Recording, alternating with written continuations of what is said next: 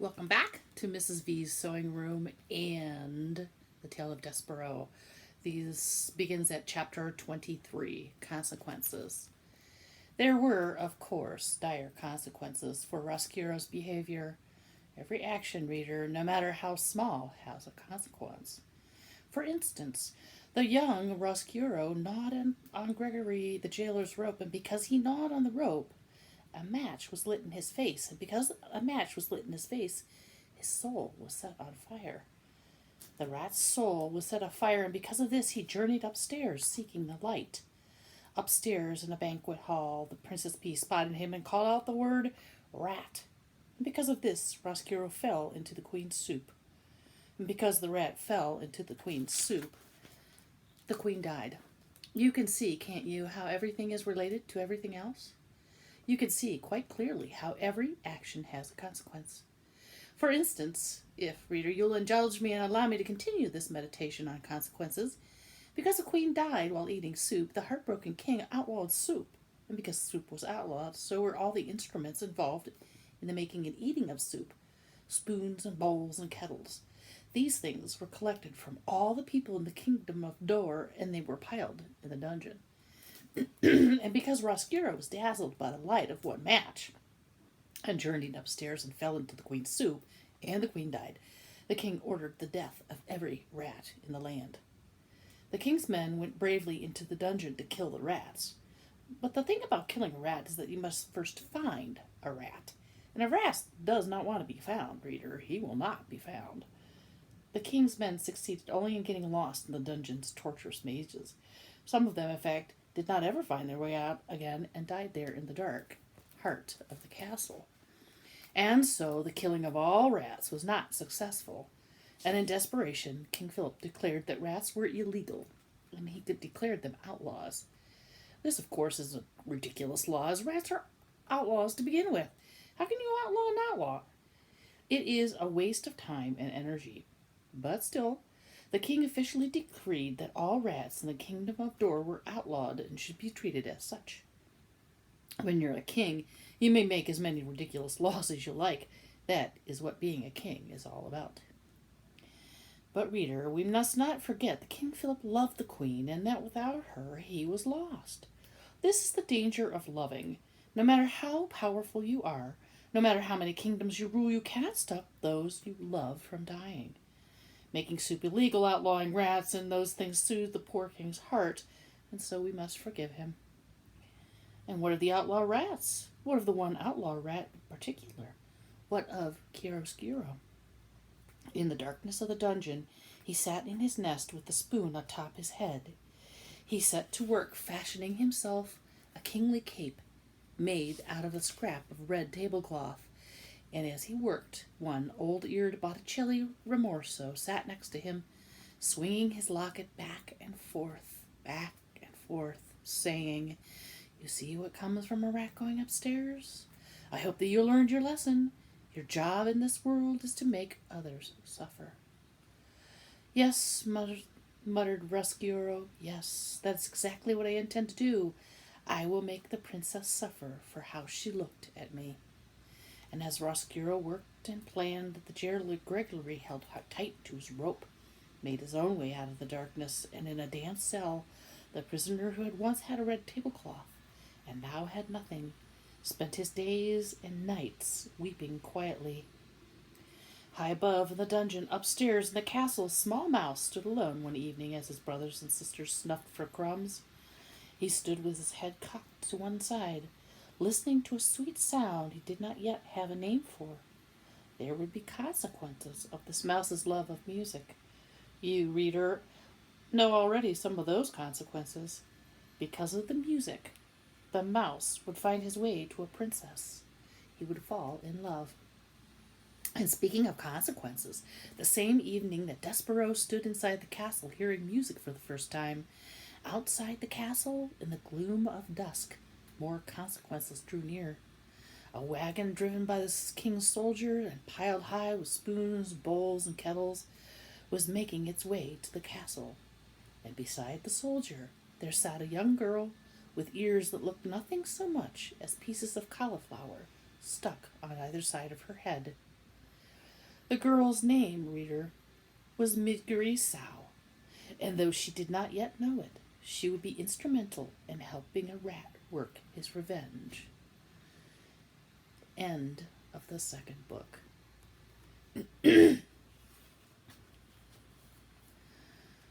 Book the third. Gore! The Tale of Midgery Sow. What a name. Chapter 24. A handful of cigarettes, a red tablecloth, and a hen. Again, reader, we must go backwards before we can go forward. With that said, there begins a short history of the life and times of Midgery Sow. A girl born into this world many years before the mouse Desperaux and the rat Chiaroscuro. A girl born far from the castle. A girl named for her father's favorite prize-winning pig. Midgery Sow was 6 years old when her mother, holding on to Midge's hand and staring directly into Midge's eyes, died. "Ma," said Midge, "Ma, couldn't you stay here with me?" "Oh," said her mother, Who's that holding my hand?" "It's me, Ma, Midgery Sow." "Ah, child, let me go." "But I want you to stay here," said Midge, wiping first at her running nose and then at her runny eyes. "You want," said her mother. "Yes," said Midge, "I want." "Ah, child, and what does it matter what you are wanting?" said her mother. She squeezed Midge's hand once and twice, and then she died, leaving Midge alone with her father, who, on market day in spring, soon after his wife's death, sold his daughter into service for a handful of cigarettes, a red tablecloth, and a hen. "Papa?" said Midge, when her father was walking away from her with the hen in his arms, a cigarette in his mouth, and the red tablecloth draped across his shoulders like a cape. "Go on. You belong to that man now." "But I don't want to, Papa," she said. "I want to go with you." She took a hold of the red tablecloth and tugged on it. "Lord, child," her father said, "who's asking you what you want? Go on now." He untangled her fingers from the cloth and turned her in the direction of the man who had bought her. She watched her father walk away, the red tablecloth billowing out behind him. He loved his daughter, and reader, as you already know, he did not look back, not even once. Can you imagine it? Can you imagine your father selling you for a tablecloth, a hen, and a handful of cigarettes? Close your eyes, please, and consider it for just a moment. Done? I hope that the hair on the back of your neck stood up as you thought of Midge's fate and how it would be if it were your own. Poor girl, what will become of her? You must, frightened though you may be, read on and see for yourself. Reader, it is your duty. Chapter 25. A Vicious Circle. Midgery Sow called the man who purchased her uncle, as he said she must, and also as he said she must. Midge tended Uncle's sheep and cooked Uncle's food and scrubbed Uncle's kettle. She did all of this without a word of thanks or a praise from the man himself. Another unfortunate fact of life with Uncle was that he was very much liked giving Midge what he referred to as a good clout to the ear. In fairness to Uncle, it must be reported that he did always inquire whether or not Midge was interested in receiving clout. Clout means to hit with a fist. With their daily exchanges went something like this. Uncle, I thought I told you to clean the kettle. Midge, I cleaned it, Uncle. I cleaned it good. Uncle, it's filthy. You'll have to be punished, won't ye? Midge, Gore, Uncle, I cleaned the kettle. Uncle, are you saying I'm a liar, girl? Midge, no, Uncle. Uncle, do you want a good clout to the ear then? Midge, no, thank you, Uncle, I don't. Alas, Uncle seemed to be as entirely unconcerned with what Midge wanted as her mother and father had been. The discussed clout to the ear was always delivered. Delivered, I'm afraid, with a great deal of enthusiasm on Uncle's part. and received with absolutely no enthusiasm at all on the part of Midge. These clouts were alarmingly frequent, and Uncle was scrupulously fair in paying attention to both the right and the left side of Midgery Sow. So it was that after a time the young Midge's ears came to resemble not so much ears as pieces of cauliflower stuck to either side of her head. And they became about as useful to her as pieces of cauliflower. That is to say, that they all but ceased their functioning as ears. Words for Midge lost their sharp edges, and then they lost their edges altogether, and became blurry, blankety things that she had a great deal of trouble making any sense out of at all. The less Midge heard, the less she understood. And the less she understood, the more things she did wrong. And the more things she did wrong, the more clouts to the ears she received, and the less she heard. This is what is known as a vicious circle. And Midgery Sow was right in the center of it. Which is not, reader, where anyone would want to be. But then, as you know, what Midgery Sow wanted had never been much of a concern to anyone. Chapter 26. Royalty. When Midge turned 7 years old, there was no cake, no celebration, no singing, no present, no acknowledgement of her birthday at all. Other than Midge saying, "Uncle, today I am 7 years old." And Uncle saying in return, "Did I ask ye how old you were, Day? Get out of my face before I give you a good clout to the ear." A few hours after receiving her birthday clout to the ear, Midge was out in the field with Uncle's sheep when she saw something glittering and glowing on the horizon.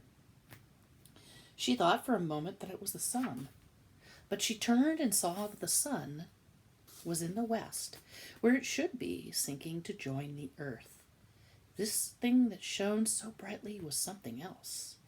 Midge stood in the field and shaded her eyes with her left hand and watched the brilliant light draw closer and closer and closer until it revealed itself to be King Philip and his Queen Rosemary and their daughter, the young Princess P.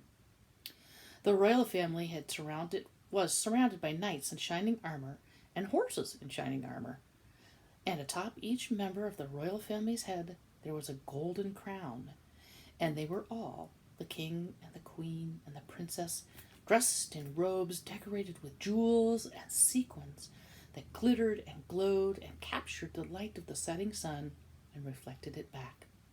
"Gore," breathed Midge. And Princess P was riding a white horse that picked up its legs very high and set them down very daintily. The P saw Midge standing and staring, and she raised a hand to her. "Hello," the Princess P called out merrily. "Hello!" And she waved her hand again. Midge did not wave back. Instead, she stood and watched. And here is, a picture of Midgery Sow watching the princess. She stood open-mouthed as the perfect, beautiful family passed her by. "Papa," called the princess to the king, "what is wrong with the girl? She did not wave to me." "Never mind," said the king. "It is of no consequence, my dear." "But I'm a princess, and I waved to her. She should wave back." Midge, for her parts, continued to stare. Looking at the royal family had awakened some deep and slumbering need in her. It was as if a small candle had been lit in her interior, sparked to life by the brilliance of the king and the queen and the princess. And for the first time in her life, reader, Midge hoped. And hope is like love, a ridiculous, wonderful, powerful thing. Midge tried to name this strange emotion. She put a hand up to touch one of her aching ears, and she realized that the feeling she was experiencing, the hope blooming inside of her, felt exactly the opposite of a clout. She smiled and took her hand away from her ear. She waved to the princess. "Today is my birthday," Midge called out. But the king and queen and the princess were by now too far away to hear her. "Today," shouted Midge, "I am 7 years old." And that is as far as we are going to read this week. Our next chapter is chapter 27, A Wish. Thank you very much, everyone, for your attention. I look forward to seeing you again, maybe while we're out in the community walking. Bye-bye. Have a great week.